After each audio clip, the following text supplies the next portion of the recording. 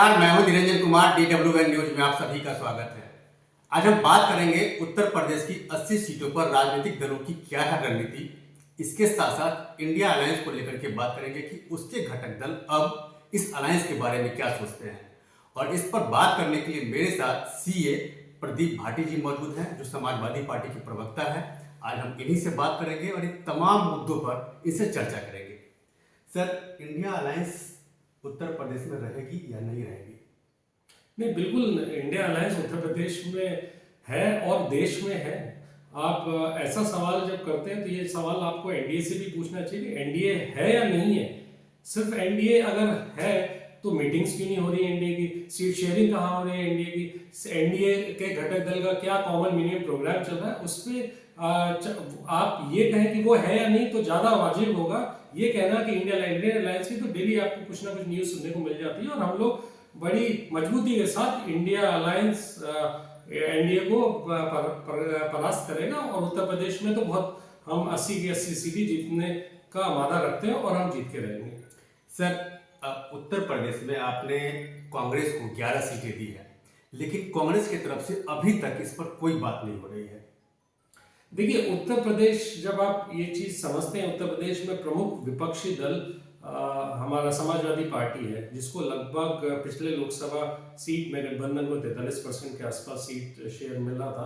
37-38% हमें vote share 2022 में मिला। कांग्रेस को जरूर कांग्रेस घटी है पिछले कुछ समय में, 2.5% वोट शेयर उनका रह गया पिछले विधानसभा में। तो कांग्रेस को हमारे माननीय राष्ट्रीय अध्यक्ष जी बड़े दिल के नेता है, उन्होंने जो भी गठबंधन किया है उसका धर्म निभाया है। बड़ी संजीदता से उन्होंने हर गठबंधन का साथ रखा और मजबूती से इस पक्ष को रखा कि अगर भारतीय जनता पार्टी के साथ कोई पार्टी लड़ रही है तो वो समाजवादी पार्टी है। समाजवादी पार्टी सबकी सब धर्म समभाव की बात करती है, सबको साथ लेके चलने की बात करती है और जो इस सेकुलर सोच के लोग हैं वो सब समाजवादी पार्टी का साथ उत्तर प्रदेश में दे रहे हैं और देना भी चाहिए। तो उसमें ही माननीय राष्ट्रीय अध्यक्ष जी अखिलेश यादव जी ने इस बात को आगे करते हुए कांग्रेस के लिए एक बड़ा दल दिखाते हुए 11 सीटें रखी हैं। उसके बाद भी इसको कोई आपकी तरफ ये समझना जरूरी है कि कोई उसमें लॉक नहीं कर दिया गया। अब आगे अगर उनके पास कोई अच्छा कैंडिडेट होगा या कॉम्बिनेशन कुछ अच्छा होगा, समीकरण अच्छे बैठेंगे तो और भी कंसीडर किया जा सकता है। तो बड़े खुले मन से हमारे राष्ट्रीय अध्यक्ष माननीय अखिलेश यादव जी ने कह दिया है, तो कांग्रेस इसको बड़ा पॉजिटिवली ले रही है और आगे गठबंधन में भी हम उच्चतम लेवल पे इस बात ये चीज चल रही है। हमारे शीर्ष नेतृत्व हमारी बातचीत आपस में कर रहे हैं और डिस्कशन चल रहा है और बहुत जल्दी हर एक सीट वाइज आपको एनडीए से पहले आपको सारी सूची मिल जाएगी। सर, आपने कहा कि आपने बड़ा दिल निभाया है। अपने बड़ा दिल होने के साथ साथ आपने 11 सीटें दी है कांग्रेस को, लेकिन कांग्रेस का डिमांड तो 20+ है। देखिए, डिमांड यहाँ पे जब भी हम बात करते हैं एक बराबरी का, आपस में एक मेल जोल के साथ हम कोई भी गठबंधन करते हैं, क्योंकि समय बहुत तेजी से बदलाव भी समय हो रहा है और धीरे धीरे समय भी बहुत नजदीक आ रहा है लोकसभा चुनाव 2024 का। तो हमें भी थोड़ा सा उसी तेजी के साथ आगे बढ़ना है।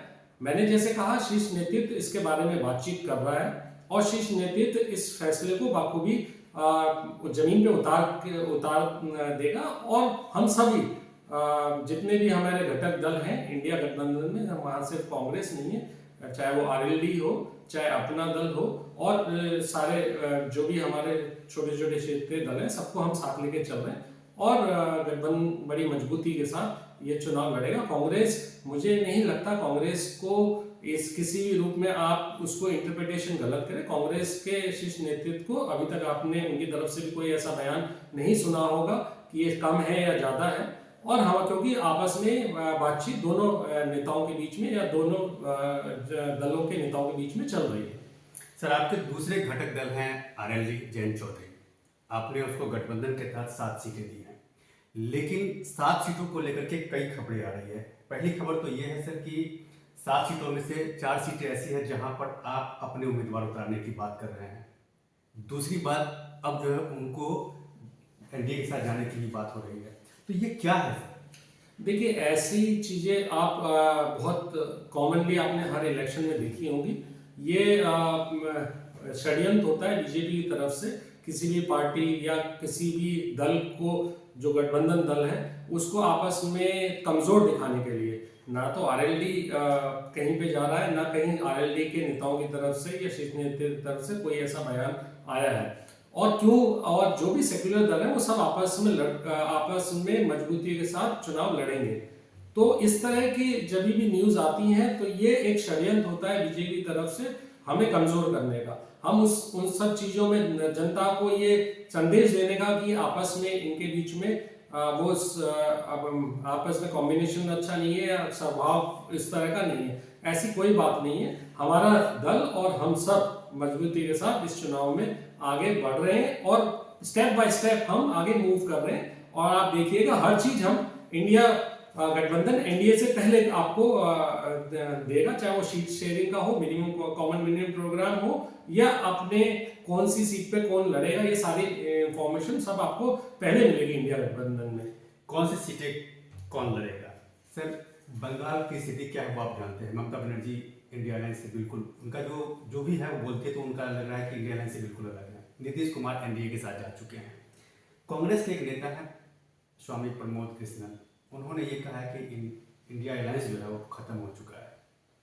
देखिए, जब भी हम किसी भी पर्टिकुलर नेता के बारे में बात करते हैं, मैं माननीय ममता बनर्जी की जो भी उन्होंने कंसर्न रेज करी है, वो सारी कंसर्न्स वैलिड हैं, सभी आपस में। अब एक डेमोक्रेटिक अलायंस है अगर वो, तो डेमोक्रेटिक अलायंस में अलग अलग विचारधारा के मजबूत दल गठबंधन में है। कोई वो भाजपा के गठबंधन, एनडीए गठबंधन की नहीं जहां पे 22 दलों का कुछ अता पता नहीं, आज तक उन्होंने चुनाव नहीं लड़े, आज तक कोई एक भी लोकसभा उनका कैंडिडेट नहीं। कुछ दल तो ऐसे भी है जिनका रजिस्ट्रेशन तक भी नहीं था। तो ऐसे गठबंधन आप बनाएंगे तो एक अकेला सब पे भारी, फिर भी 38 के साथ ले रहा है अपनी जिम्मेदारी। तो ऐसे गठबंधन आप डर के करते हैं। इंडिया गठबंधन एक ऐसा गठबंधन है जो आपने वैचारिक लोगों का आपसी जो एक कॉमन एजेंडा है उसके साथ लेके हम लोगों के लिए ये चुनाव लड़ रहे हैं। और लोगों की जो समस्या है जिनको आज बिल्कुल भी नजरअंदाज कर दिया गया है और जिस पे कोई बात नहीं हो रही है, और मुद्दे धार्मिक सद्भाव को बिगाड़ने के लिए उठाए जा रहे हैं। तो हम जो भी सेक्युलर लोग हैं, जो भी लोग इस विचारधारा से सहमत नहीं है, वो सारे और जिनकी मात्रा बहुत बड़ी है देश में, वो सारे इंडिया गठबंधन का साथ दे रहे हैं। लोगों को आपस में जब भी थोड़ा बहुत मनमुटाव होगा, वो डिस्कशंस होगा, और डिस्कशंस में वो चीज आगे बाहर निकल के सामने भी आती है। हम कोई बात को कोई छुपा के और उससे अपने तक सीमित नहीं रखते हैं। जब वो डिस्कशन में बाहर आती है तो आप लोगों तक भी वो बात पहुंचती है और हम उसको आपसी बातचीत से सुलझा लेंगे, ये भी चीज कंफर्म है। दूसरी बात, आपने किसी पर्टिकुलर नेता के लिए आप कहें तो ऐसे पर्टिकुलर नेता बहुत सारे हैं। जब आप सवाल कृष्णन जी का उठाते हैं तो सवाल फिर सुब्रमण्य स्वामी जी का उठाइए, वो क्या कह रहे हैं मोदी जी के लिए, वो बीजेपी के लिए कह रहे हैं, वो तो बीजेपी के नेता है। और बीजेपी के नेता खुद अगर ये बात कह रहे हैं तो आप समझिए उस गहराई को, उस बातचीत को, उसका अर्थ क्या है और क्या बीजेपी के अंदर चल रहा है। ये सिर्फ जो दिखाने के लिए भारतीय जनता पार्टी ये दिखा रही है बहुत मजबूत पार्टी है, अंदर से वो खोखली हो चुकी है, उसमें कोई विचारधारा नहीं रही है। उसका काम सिर्फ अपने सहयोगी एजेंसी से विपक्ष को परेशान करना है, जनता को परेशान करना है, लोगों की महंगाई बढ़ा देनी है, बेरोजगारी बढ़ा देनी है, झुकरे आंकड़े पेश करने हैं, देश की इकोनॉमी को बहुत बड़ा भट्टा लगा है, ये सब लोग कह रहे हैं। लेकिन वो आंकड़े झूठे दिखाते हैं, आंकड़ों पे रोक लगाते हैं। आरबीआई जो इकोनॉमी एट ग्लांस की रिपोर्ट लेके आती थी वो आरबीआई ने बंद कर दी। आप देखिए आंकड़े सब छुपा के और उस तरह से पेश किए जाते हैं, इससे कंपैरिजंस किए जाते हैं देश की अर्थव्यवस्था का विदेश की अर्थव्यवस्था से। भारत के पास वो क्षमता है जो व्यक्ति जिसके कम नंबर आए हैं, पहले उसने कम नंबर लेके आया, उसके पास बहुत बड़ा स्कोप होता है कि वो बहुत तेजी से आगे बढ़े, वो बहुत ज्यादा नंबर है। अगर 40% वाला बच्चा कोई है, उसको 90% पहुंचना है तो बहुत तेजी से बढ़ सकता है। जो देश 90% पे पहुंच चुके हैं, जिनकी इकोनॉमी स्टैग्नेंट हो चुकी है, वो 90 से 92 पहुंचेंगे तो आपको बहुत बड़ा अंतर नहीं लगेगा। लेकिन 40 वाला अगर 50 और 60 पहुंचेगा, 10% की ग्रोथ करेगा तो नंबर बड़ा लगेगा। हमारी क्षमता इतनी है कि हम बहुत ज्यादा इससे दुगनी स्पीड से ग्रोथ कर सकते हैं, लेकिन वो कर नहीं रहे क्योंकि मोदी जी की नीति उस तरफ ध्यान देने की नहीं है। उनकी नीति सिर्फ विपक्ष को पे आक्षेप लगाना, विपक्ष के जो पहले प्रधानमंत्री हमारे रहे उनके ऊपर उल्टे सीधे आरोप लगना, ये चीजें देखिए, जो लायक बच्चा होता है वो कभी अपने पूर्वजों के बारे में उनकी बुराई नहीं करता कि मेरे पूर्वजों ने ये किया और मैंने ये कर रहा हूं। देखिए, हमेशा हर नेता जो भी, जिसने प्रधानमंत्री खास करके, उसने देश के लिए मजबूती से काम किए हैं, देश की भलाई के लिए काम किए हैं, जब भी हम उस पे इस लेवल पे आज पहुंचे। कल हम, हो सकता है इसमें मतभेद हो सकते हैं, हम कल और बेहतर कर सकते थे और उसमें और उससे ज्यादा स्पीड से हम ग्रोथ कर सकते थे, नहीं करा, कोई बात नहीं। लेकिन अगर आपको अपनी कमी, दूसरे की अपनी लाइन लंबी करने के लिए आप दूसरी लाइन छोटी करेंगे, ये देश कतई बर्दाश्त नहीं करेगा। माननीय अखिलेश यादव जी उस तरह के नेता हैं जिन्होंने हमेशा सम्मान किया है कि चाहे वो विपक्ष के नेता रहे हो। हमने अपनी सरकार में भी सारे विपक्षियों का सम्मान किया। कई बार आपको बताया भी गया था कि विधायक जी राय साहब थे, जो वाराणसी के विधायक थे, बिजली के लिए धरने पे बैठ गए थे। माननीय अखिलेश यादव जी ने उन्हें धरना करके 24 घंटे की बिजली देने का आश्वासन दिया और ये रिक्वेस्ट करी कि आप मोदी जी की से बोलिए कि वाराणसी यूपी का कोटा बढ़ा दें। तो इस तरह के नेता भी देश में जीवित है और ऐसे अखिलेश यादव जी ऐसे नेता के कारण ही देश आपका भविष्य उज्जवल है और आगे हम बड़ी तेजी से प्रगति करेंगे, इसमें कोई दो राय नहीं है। सर, इंडिया अलायंस में 20+ घटक दल हैं जी, कुछ तो जा चुके हैं।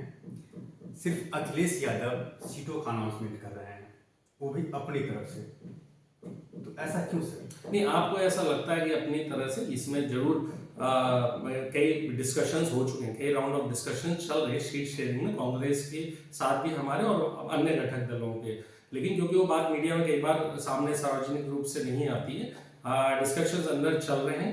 जो सीट्स पे हमने बहुत मजबूती से चुनाव पहले भी लड़ा है और जहां पे हमारी दावेदारी बहुत मजबूत रही है, निश्चित रूप से उसको कोई भी पार्टी उस चीज को डिनाई नहीं कर सकती है। और वो सीट पे कौन हमारी पार्टी से लड़ेगा उसका फैसला भी माननीय अखिलेश यादव जी कर रहे हैं और वो हम आगे बढ़ रहे हैं, क्योंकि उनके पास तैयारी का समय थोड़ा ज्यादा मिलेगा और ये होना भी चाहिए। जितना उनके पास समय ज्यादा होगा उतनी मजबूती से वो कैंडिडेट चुनाव ज्यादा मजबूती से लड़ेंगे। तो उसी दिशा में कार्य हो रहा है, उसी दिशा में काम हो रहा है। एक सवाल यह भी है सर कि पीडीए समाजवादी पार्टी का मेन मुद्दा है, तो क्या पीडीए के जरिए समाजवादी पार्टी लोकसभा की 80 सीट जो है यूपी में, उसमें कामयाबी पाएगी? देखिए, पीडीए एक समावेश समाज का समावेश जाति वर्गों का एक समूह है, जिसमें हर जाति, हर समूह, हर वर्ग, हर धर्म सभी उसमें समाहित है। तो पीडीए के अंदर किसी भी तरह का कोई, ना तो आपस में हम जाति या धर्म के बीच में भेदभाव करते हैं, ना हम किसी वर्ग के बीच में भेदभाव करते हैं। हमने पीडीए के अंदर माननीय अखिलेश यादव ने सबको समाहित किया है। पीडीए जरूर जब प्रदेश की या देश की 90%, 85-90% जनसंख्या किसी गठबंधन या किसी वर्ग के अंदर समाहित या किसी गठबंधन के अंदर समाहित है, तो निश्चित रूप से उसमें सभी लोगों का से है, उन्हीं सभी लोगों की उनकी बात, उनके विचार रखे जाएंगे, उनकी बातचीत होगी। और जब हम सबकी बात करते हैं, सबकी समानता की बात करते हैं, तो हम साथ ही साथ ये भी बात करते हैं कि जाति जनगणना का मुद्दा बहुत महत्वपूर्ण है। जाति जनगणना इतना महत्वपूर्ण है कि जब तक आप उस लोगों की जनसंख्या, लोगों का कौन कितना पीछे रह गया है, किसकी कितनी भागीदारी होनी चाहिए, वो नंबर्स ही आपके पास नहीं होंगे तो आप किसी का विकास, आर्थिक या सामाजिक विकास कैसे करेंगे? और जब आप विकास की बात करते हो और ये दोनों चीजें नहीं हो तो फिर किस चीज का विकास? तो पहला स्टेप, जिसमें सामाजिक न्याय में भी और आर्थिक समानता के लिए भी पहला स्टेप यही है कि पीडीए में जो लोग हैं उनकी बात की जाए।